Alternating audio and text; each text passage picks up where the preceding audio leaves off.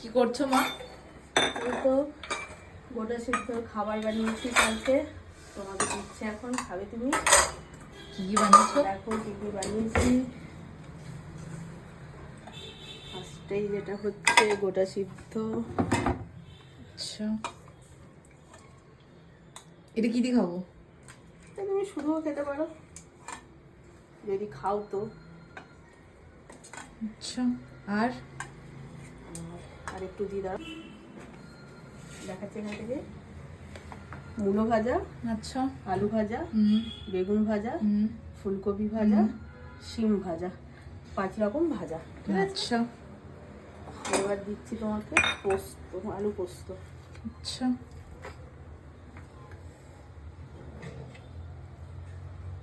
আর একটু ব্যাস দেবো। আর দেবে না? না। এবার করেছি মাছের ঝাল, এই যে মাছের ঝাল। আচ্ছা,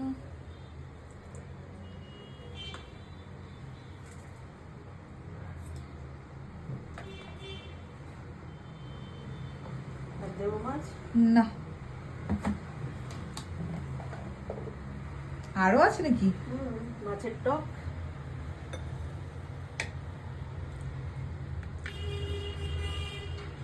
তো আজকে আমাদের লাঞ্চে এত কিছু।